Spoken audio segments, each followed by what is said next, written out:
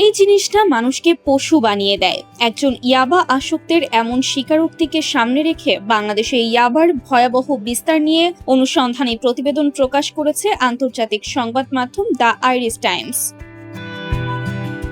প্রতিবেদনটিতে বলা হয়েছে, থাই ভাষায় ইয়াবার অর্থ পাগল করা ওষুধ। ধারণা করা হচ্ছে বাংলাদেশের লাখ লাখ মানুষ এই মাদকে আসক্ত। শুধু আইন শৃঙ্খলা নয়, এটি এখন জনস্বাস্থ্য ও মানসিক স্বাস্থ্যেরও বড় সংকট।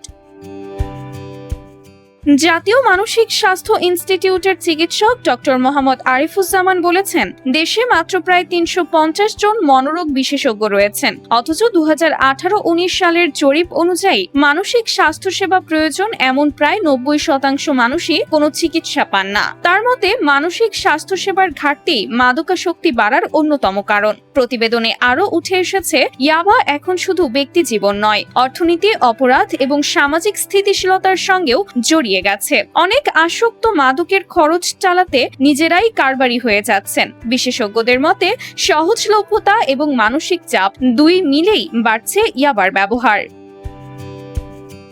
প্রতিবেদনটি মনে করিয়ে দিয়েছে, ২০১৮ সালের মাদক বিরোধী অভিযানে শত শত মানুষের মৃত্যু এবং হাজারো গ্রেফতারের পরও ইয়াবার বিস্তার থামেনি। বরং জাতিসংঘের তথ্য বলছে, মিয়ানমার কেন্দ্রিক গোল্ডেন ট্রায়াঙ্গল অঞ্চল থেকে সিনথেটিক মাদকের প্রবাহ এখনো অব্যাহত। আইরিশ টাইমসের বিশ্লেষণ বলছে, শুধু কঠোর অভিযান নয়, মানসিক স্বাস্থ্য সেবার সম্প্রসারণ, পুনর্বাসন এবং মাদকের সহজলভ্যতা কমানো ছাড়া বাংলাদেশে ইয়াবা মহামারী নিয়ন্ত্রণে আনা কঠিন হবে। Sumaiya Snigdha, news desk, Daily Our Bangladesh.